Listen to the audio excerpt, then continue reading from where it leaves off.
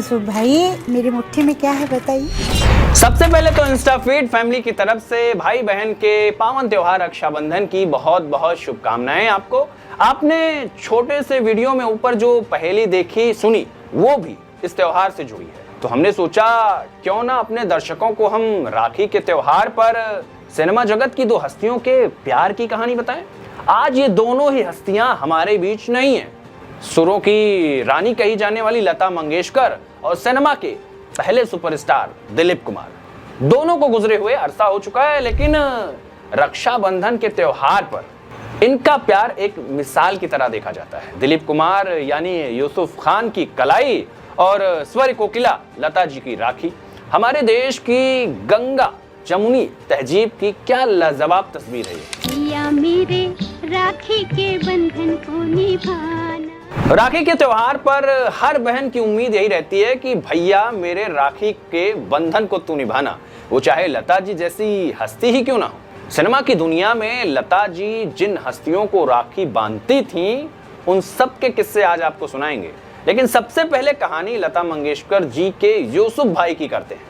दोनों की मुलाकात 1947 के साल में हुई, मुंबई में एक स्टूडियो में हुई थी। तब 24-25 साल के यूसुफ खान एक नए नए स्टार बने थे। 2-3 फिल्में रिलीज हुई थी। लता जी के भी गाने उनके फिल्मों में आने लगे थे। तब के सितारों का अड्डा हुआ करता था बॉम्बे टॉकीज। इसी स्टूडियो से यूसुफ साहब की पहली फिल्म आई थी ज्वार भाटा, जिसके लिए उनका स्क्रीन नेम यूसुफ खान से बदलकर दिलीप कुमार कर दिया गया था। पहली मुलाकात हुई तो दिलीप कुमार ने लता जी की तरफ ध्यान भी नहीं दिया।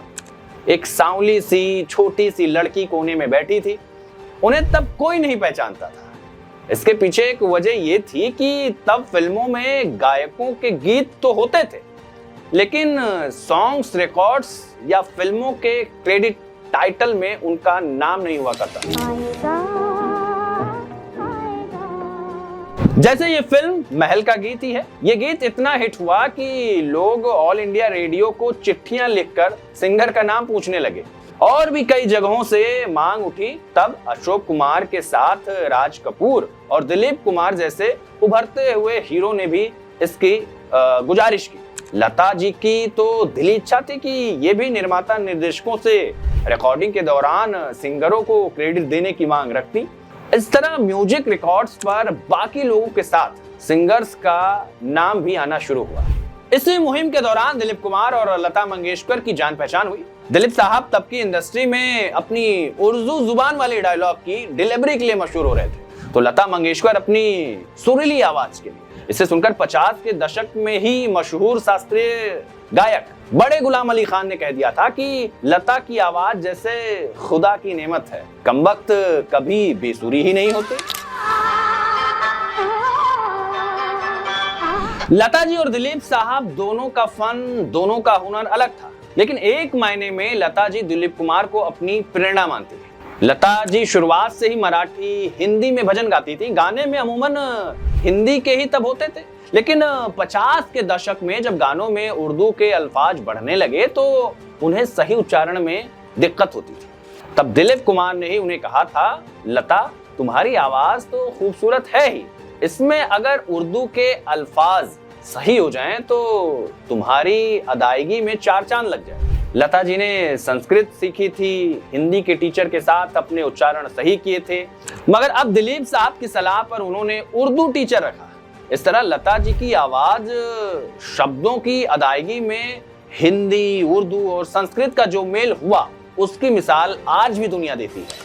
Which will be fitting to the stature of that great artist, Lata Mangeshkar. खूब जोरदार तालियों से उनका स्वागत किया जाए।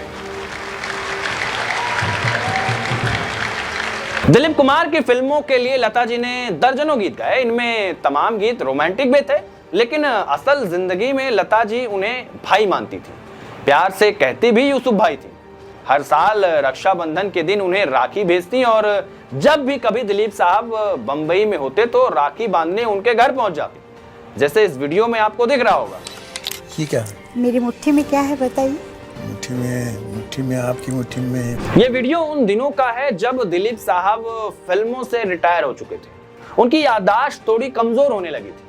हालांकि तब वो सबके चेहरे पहचानते थे, लेकिन दिन और तारीख कुछ और छोटी मोटी बातें भूलने लगे थे, जैसे कि इस वीडियो में दिख रहा है। मुट्ठी में कोई शायरा के लिए कोई लाइन होंगी आप? रक्षाबंधन का दिन था। हर साल की तरह लता जी उनके घर राखी लेकर गईं, लेकिन दिलीप साहब को ये याद नहीं रहा कि लता जी ने बंद मुट्ठी में क्या रखा है। वो समझ नहीं पाए, लेकिन उसमें राखी थी। कुछ नहीं। ये क्या है? यूसुफ भाई, राखी है, राखी। हर साल की तरह उस त्योहार पर भी दिलीप साहब ने अपनी बहना लता को तोहफे दिए थे।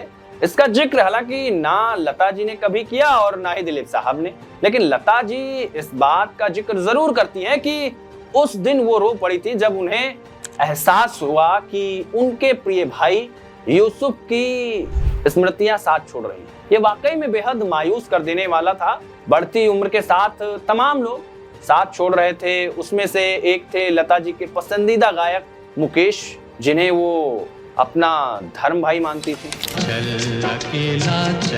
अकेला। फिल्मों में मुकेश के साथ लता जी ने सैकड़ों यादगार रोमांटिक गीत गाए, लेकिन असल जिंदगी में दोनों का रिश्ता ना यार भाई बहन का था। लता जी उम्र में बड़ी थी और मुकेश छोटे थे, लेकिन सिनेमा से लेकर असल जिंदगी में संघर्ष में मुकेश हमेशा छोटे भाई की तरह खड़े रहे। जैसे गीतों में मिलने वाले गायकों की रॉयल्टी का मसला। 1960 के दशक तक गीतों की रॉयल्टी सिर्फ गीतकारों और संगीतकारों को ही मिलती थी, लेकिन लता जी चाहती थी कि इसमें गायकों का भी हिस्सा होना चाहिए। आखिर किसी भी गीत को यादगार बनाने में गायकों की भूमिका बड़ी होती है, बल्कि गीतों की पहचान ही कहें कि गायकों की आवाज से होती है। लेकिन लता जी की इस मांग के खिलाफ राज कपूर जैसे निर्माता, निर्देशक और मोहम्मद रफी जैसे सिंगर भी खड़े हो गए। जिस मोहम्मद रफी के साथ लता जी ने सैकड़ों गीत गाए। रॉयल्टी के मसले पर हुए मतभेद के बाद 3 साल तक उनके साथ कोई गीत नहीं गाया।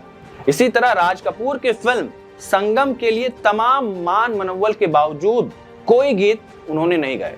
इस पूरे दौरान लता जी के साथ कोई अगर खड़ा रहा तो वो गायक मुकेश और संगीतकार मदन मोहन जी थे। मुकेश की तरह लता जी मदन मोहन को भी अपना धर्म भाई मानती थी।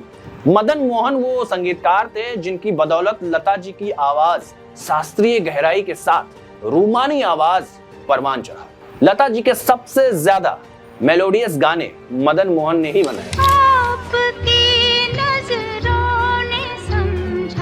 लता जी के ये दोनों धर्म भाइयों मुकेश और मदन मोहन दोनों का साथ 1 साल के भीतर छूट गया। 1975 में मदन मोहन साहब का इंतकाल हुआ तो 1976 के साल में कनाडा के टोरंटो शहर में लाइव शो के दौरान मुकेश को दिल का दौरा पड़ा। उस स्टेज शो में लता जी भी गाने वाली थी, लेकिन दिल के दौरे के बाद तमाम कोशिशों के बीच उन्हें नहीं बचाया जा सका।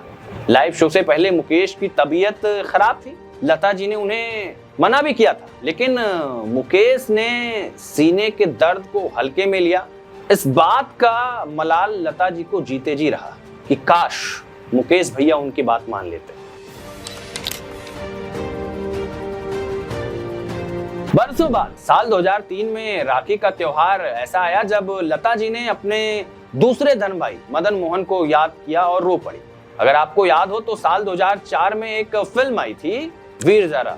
इस फिल्म की तैयारी चल रही थी तो डायरेक्टर यश चोपड़ा को मदन मोहन साहब के बनाए गीतों के कुछ नोट्स मिले। मदन मोहन साहब का इंतकाल तो 1975 में ही हो चुका था, लेकिन उनके बेटे संजीव कोहली के पास मदन मोहन के बनाए कुछ रोमांटिक गीतों के नोट्स थे।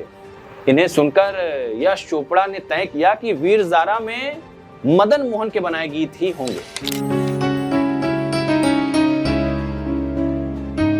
फिल्म में संगीत मदन मोहन का हो तो फिर भला लता जी की आवाज कैसे ना हो। यश चोपड़ा ने ये बात लता जी को बताई तो वो इमोशनल हो गई। वो दिन भी राखी का ही था। उस दिन लता जी को उनके मदन भैया की याद यश चोपड़ा ने दिलाई थी। उनसे गुजारिश की थी कि वीर ज़ारा के सभी गीत वही गाएं। हालांकि तब लता जी की उम्र 75 साल हो चुकी थी और उन्हें 25-26 साल की हीरोइन प्रीति जिंटा के लिए गाना था। ये थोड़ा मुश्किल जरूर था, लेकिन मदन भैया की याद में लता जी ने ये चुनौती स्वीकार कर ली। लता जी ने वीर ज़ारा के सभी गाने रिकॉर्ड किए। तो पल की थी ये दिल की कमेंट कर बताइएगा रक्षाबंधन के त्योहार पर सिनेमा हस्तियों से जुड़ा ये वीडियो आपको कैसा लगा। हमारी तरफ से दुआ रहेगी कि दुनिया में सभी भाई बहनों का प्यार बना रहे, बढ़ता रहे। नमस्कार, इंस्टा फीड आप देखते रहिए, अपना ख्याल रखिए।